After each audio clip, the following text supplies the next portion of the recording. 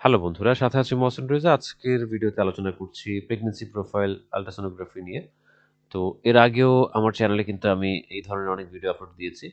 তো প্রত্যেকটার মধ্যে যে বিষয়গুলো কমন, যেমন প্রেজেন্টেশনটা কেমন থাকে, সেফালিক মানে মাথা নিচের দিকে পা উপরের দিকে একদম বেস্ট পজিশন, দেন বিপিডি মাথার মাপ, দেন হচ্ছে আপনার এই যে ফেমোরাল লেন্থ মানে হচ্ছে যে পায়ের যে হাড়টা আছে কোমর থেকে হাঁটু পর্যন্ত সেটার মাপ, অ্যাবডোমিনাল সার্কামফারেন্স মানে পেটের যে মাপটা সেটা। তো এইগুলো কিন্তু কিছু বিষয় কিন্তু কমন থাকে। তো যেগুলো বেশিরভাগ হচ্ছে নরমাল রিপোর্টই আপনাদেরকে দেখিয়েছি। তো কিছু, কিছু হচ্ছে অ্যাবনরমাল রিপোর্টও আপনাদেরকে দেখাই। কারণ যেহেতু এগুলো আমাদের প্র্যাকটিসে আসে বা এই পেশেন্টগুলো আমরা পাই, তো এগুলো সম্পর্কে আপনারা একটু জেনে রাখেন। তো এখানে দেখেন, সবকিছু ঠিক থাকলেও এই পেশেন্টের কি হয়েছে? এই যে অ্যামাইনোটিক যে ফ্লুইড আছে সেটা কি লিখছে? AFI 8.5 centimetre. তো এখানে অ্যামাইনোটিক ফ্লুইডটা কি? এটা আমি এর আগে আপনাদের বোঝার জন্য বলেছিলাম। মানে গর্ভফুলের যে পানিটা, মানে যেটার মধ্যে হচ্ছে বাচ্চাটা অবস্থান করে আরকি, বা বাচ্চাটা যে পানিটার মধ্যে ভেসে থাকে সেটা। এটার কারণে কিন্তু বাচ্চা মুভমেন্ট করতে পারে। আরো কিছু এমন আ আ বিষয় আছে যেগুলো হচ্ছে খুবই গুরুত্বপূর্ণ।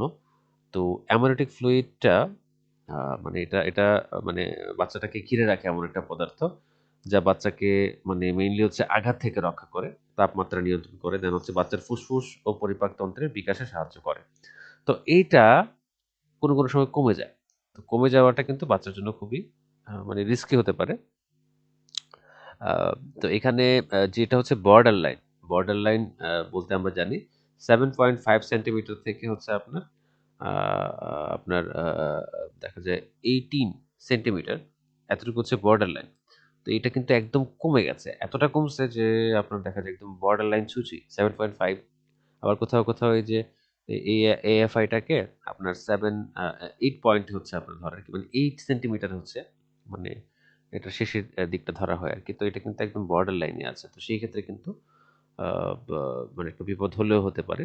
কারণ যদি এই যে অ্যামনিওটিক ফ্লুইড আ আপনার কমে যায়, বা এই ফ্লুইডটা যখন কমে যায় বাচ্চা কিন্তু নড়াচড়া করতে পারে না। আর যে বিষয়গুলো আ বললাম আ সেগুলো কিন্তু আ দেখা যায় বাচ্চার যে স্বাভাবিক যে একটা বৃদ্ধি বা হচ্ছে নড়াচড়া বা আঘাত থেকে রক্ষা সেটা কিন্তু আর করতে পারবে না। দেন পরিপাকতন্ত্রের যে বিকাশ সেগুলো দেখা যায় বাধাগ্রস্ত হবে।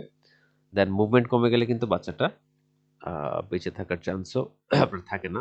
এখানে এটা 32 উইকস 4 ডেজ।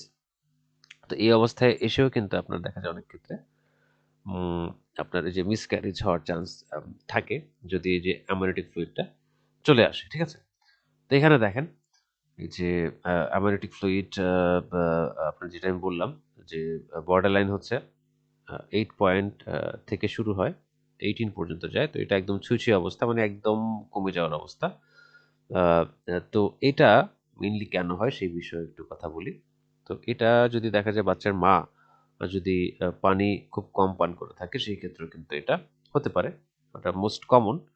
আ ব্যা দেখা যায় এখন শীতকাল, এই সময়টাতে পানি অনেক মায়েরা ঠিকঠাক মতো মানে পান করছে না। যে কারণে কিন্তু আ এটার পানির পরিমাণটা কমে যাচ্ছে, হ্যাঁ? আ আ তো এটার প্রতিকার হিসেবে আ আ মানে জাস্ট হচ্ছে মানে খুব বেশি পরিমাণে পানি পান করা যেতে পারে। মানে দিনে ৩ থেকে ৪ লিটার। পাশাপাশি ডাবের পানি বা তরল খাবার খাওয়া লাগতে পারে। দেন মানে ডাবের পানিটা যেটা হচ্ছে ইলেক্ট্রোলাইটস দেখা যায় যদি ইমব্যালেন্স হয়ে থাকে সেক্ষেত্রে সেটাকে মানে ফুলফিল করার ট্রাই করে থাকে। দেন মানে বিশ্রামের প্রয়োজন আছে। বিশ্রামে অবশ্যই থাকতে হবে এই পেশেন্টকে। আদারওয়াইজ কিন্তু সমস্যা হতে পারে। দেন বাচ্চার নাড়াচাড়া যেটা হচ্ছে যে মানে মোটামুটি ৫ মাস থেকেই পাওয়া যায় সেটা আ যেহেতু এরকম একটা রিপোর্ট চলে আসে সেক্ষেত্রে কিন্তু একটা কঠোর একটা অবজারভেশন এর মধ্যে কিন্তু পেশেন্টকে রাখতে হবে। যদি দেখা যায় মানে যে ফিটাল মুভমেন্ট বা বাচ্চার মুভমেন্টটা কমে যায় সেক্ষেত্রে হয়তোবা আ এটা সময়ের আগেই সিজারিয়ান সেকশন কিছু একটা করতে পারে। কারণ উপায় থাকে না অনেক ক্ষেত্রে।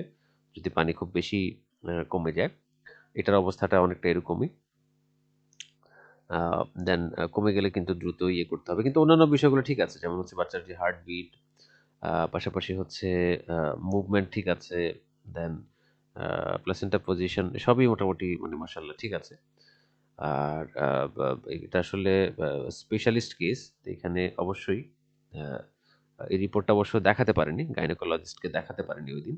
এটা হাতে আসার পর দেখা যায় ওনার চেম্বার অফ হয়ে গেছে। এটা অবশ্যই আগামীকালকে দেখাতে আমি বলে দিয়েছি। দেন সেই স্পেশালিস্ট যদি দেখা যায় এরকম কোনো সাপ্লিমেন্ট দেয়, আ দেওয়ার প্রয়োজন মনে করে অবশ্যই দেওয়া উচিত। যাতে হচ্ছে এই মানে অ্যামনিটিক ফ্লুইডটা আবার মানে রিপ্লেস হয় বা হচ্ছে এটা দেখা যায় আবার রিস্টোর হয় আরকি, বা এটা একটা স্বাভাবিক অবস্থানে যেন ফেরত আসে। এরকম চিকিৎসা যদি দিতে পারে দিল, আর না হলে কিন্তু এটা বিপদ হলেও হতে পারে। তো এই একটা অ্যাবনরমাল আ দেখা যায় অবস্থা আমরা দেখলাম, যেটা হচ্ছে অ্যামনিটি ফ্লুইড কমে গেছে। তো এটার কারণে এটার কি কারণে হতে পারে? দেন হচ্ছে মা কি বিষয় হচ্ছে খেয়াল রাখবেন, সেই বিষয়গুলো বলে দিলাম। তো এরকম নিত্য নতুন আ দেখা যায় বিভিন্ন প্যাথোলজিক্যাল পরীক্ষার রিপোর্ট বা হচ্ছে এরকম আল্ট্রাসোনোগ্রাফি রিপোর্টগুলো আমি প্রায়ই এক্সপ্লেইন করে থাকি। মাঝখানে যদিও মানে একটা বিশাল গ্যাপ গিয়েছে।